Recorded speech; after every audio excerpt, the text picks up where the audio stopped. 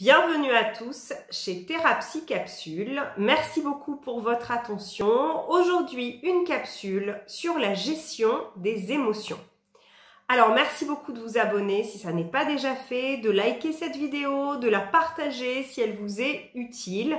Et rentrons tout de suite dans le vif du sujet. Alors, la gestion des émotions. Souvent, notamment en France, où on est un pays qui vit pas mal les émotions avec une sorte de méfiance. C'est pas pour rien qu'on est le pays du cartésianisme de Descartes. Et on a tendance à se dire qu'on oppose la raison aux émotions. Souvent les émotions, quand une personne est un peu émotive et sensible, réagit, on lui dit « calme-toi, tu n'es pas très raisonnable ». On oppose beaucoup raison et émotion. Ça, c'est une énorme erreur. Tout simplement parce que vos émotions, étymologiquement, ça veut dire ce qui vous fait bouger. Nos émotions, il y en a 4 principales, on en verra 4 aujourd'hui, 4 émotions primaires. C'est la colère, la tristesse, la peur et la joie.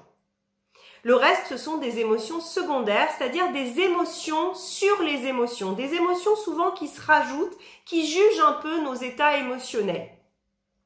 Les émotions primaires, elles sont simplement là pour vous informer de là où vous en êtes dans votre vie, de est-ce que vos besoins sont satisfaits. La colère, qui a mauvaise presse, elle est juste là pour dire les limites, tes limites, ton périmètre de sécurité est franchi, est dépassé, ton intégrité est menacée et il faut que tu réagisses. La peur, elle est là pour vous confronter à une situation réelle ou imaginaire où vous vous sentez en insécurité. La tristesse, elle est là pour vous aider à gérer une perte, un deuil, quelque chose dont vous vous privez, dont vous êtes privé.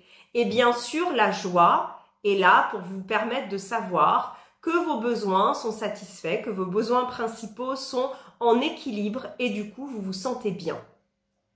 Alors, la première chose à faire pour gérer les émotions, c'est tout simplement de s'autoriser à les ressentir. Une émotion, c'est quelque chose d'éphémère.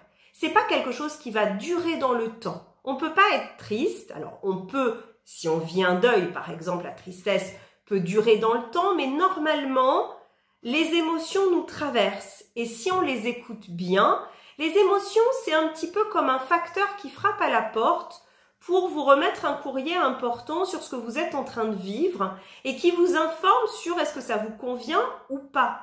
Bien évidemment, si vous fermez votre porte, si vous vous méfiez, le facteur, il va d'abord frapper doucement à la porte et puis ensuite, il va la défoncer. Et du coup, les émotions, elles commencent à être négatives quand on ne les écoute pas, quand on ne prend pas le temps d'écouter ce que ça nous fait. La première chose à faire, c'est juste d'accueillir et de se dire « c'est où dans mon corps? Qu'est-ce que je ressens dans mon corps ?» Ça, vous pouvez prendre l'habitude au cours de la journée, à plusieurs reprises, quand vous avez un petit moment de pause par exemple, de vous dire « tiens, qu'est-ce que je ressens là tout de suite à la minute dans mon corps? Est-ce qu'il y a des tensions particulières? Est-ce qu'il y a des pincements? Est-ce que ça tiraille? Et qu'est-ce que ça dit? » Et de mettre un mot sur l'émotion que vous ressentez. En anglais, on dit « name it to tame it ». Ça veut dire, en gros, à partir du moment où je nomme précisément mon émotion, déjà, c'est un peu comme si j'avais décacheté l'enveloppe et je suis en train de lire la lettre. Et à partir de ce moment-là, le facteur, il va continuer sa tournée tranquillement et il va arrêter de me harceler. Et c'est exactement pareil. À partir du moment où en fait votre cerveau enregistre que vous avez eu le message, il va calmer l'intensité de ce message. Souvenez-vous, on dit en PNL que le corps et l'esprit forment un même système cybernétique. Ça veut dire que votre corps est le réceptacle de vos émotions et qu'on peut gérer les émotions à partir de sa pensée ou à partir de son corps. Donc, c'est se mettre à l'écoute des signaux de ce corps, c'est nommer l'émotion et c'est accepter de la ressentir. C'est pas d'utiliser ce qu'on utilise souvent, à savoir la mentalisation, la rationalisation. On va essayer d'expliquer à tout crin, à tout prix ce qu'on vit. D'abord, il faut le ressentir. Ou alors je vais essayer de fuir mon émotion en mangeant trop, en regardant la télévision, en jouant à un jeu, en achetant trop de choses. C'est une façon de fuir qui ne va absolument pas m'aider. Ou alors je vais encore essayer de contrôler la situation qui provoque mon émotion. Je vais être dans le combat, je vais essayer de contrôler les gens autour de moi pour ne pas ressentir des choses. Et bien évidemment, ça n'est pas bon ni pour mes relations, ni pour moi. Donc la première chose, c'est d'accueillir. Et on peut faire ce qu'on appelle la méthode SIFT. C'est un acronyme en anglais, SIFT. C'est donc pour S pour sensation. C'est ce qu'on a fait là précédemment. Qu'est-ce que je ressens dans mon corps? Où est-ce que c'est? Je peux même symboliser ce que ça fait.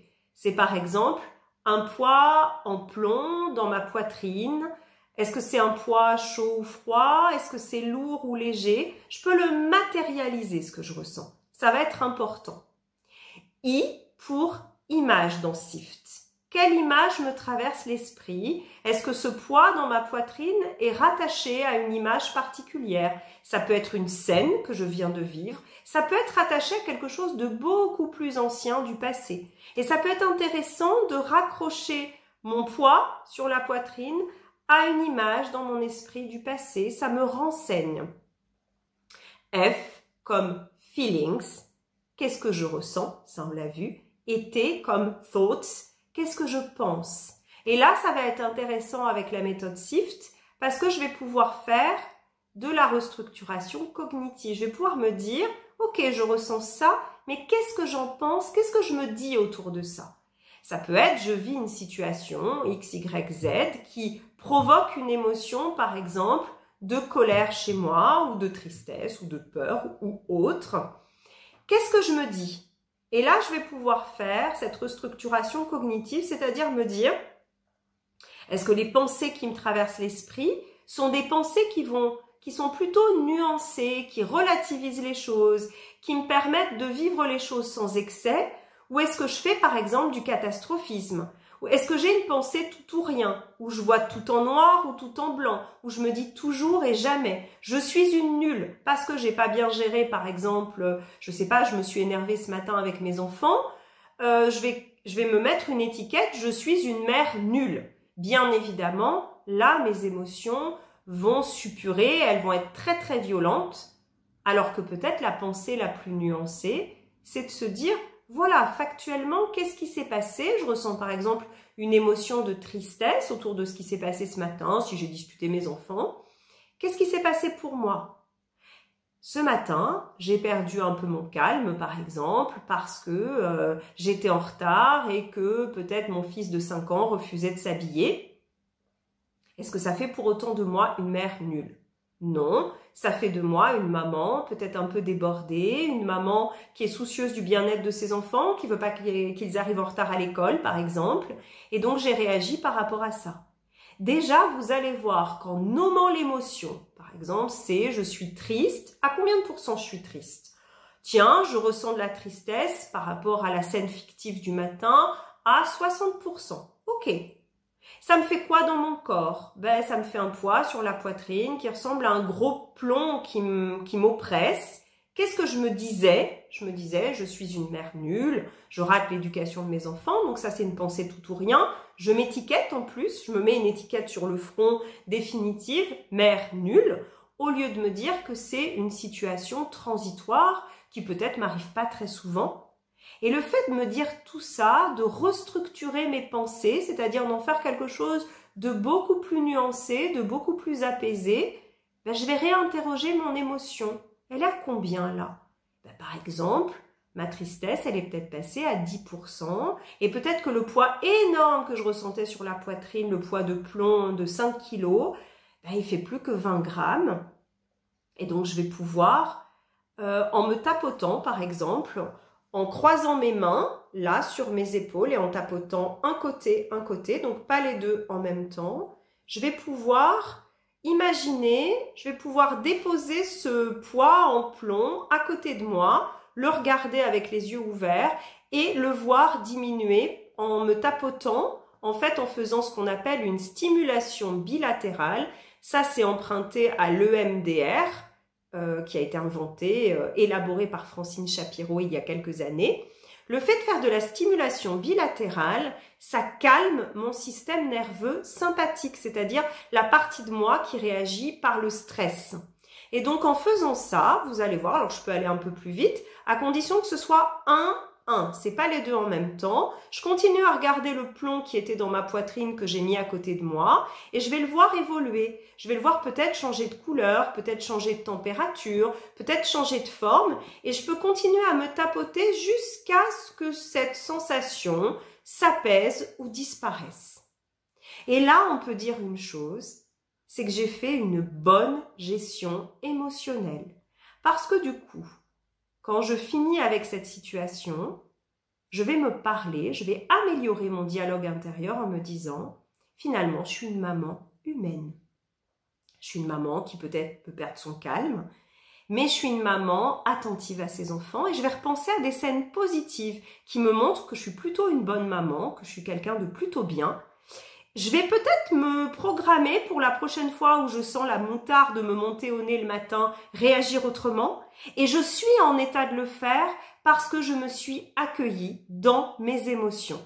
Ça veut dire que comme je ne ressens pas de culpabilité, comme je ressens plutôt de la responsabilité, la volonté de faire bien, de répondre d'eux, eh bien, je vais pouvoir élaborer des solutions émotionnelles avec mes enfants, peut-être pour moins perdre mon calme, par exemple.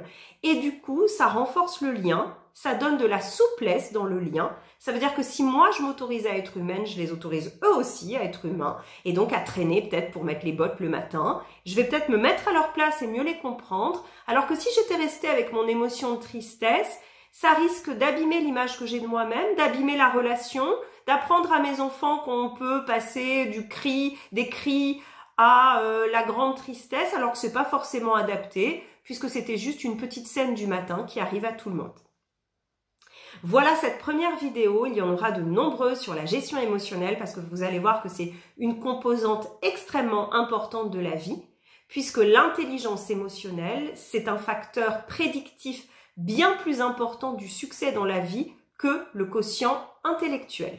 Si vous avez aimé cette vidéo, pour toutes les mamans un peu stressées du matin notamment, je vous propose de la partager et pour tous les autres aussi, de mettre vos commentaires, de partager, dites-moi si vous avez testé les techniques et ce que ça vous fait et de vous abonner. Et à très vite.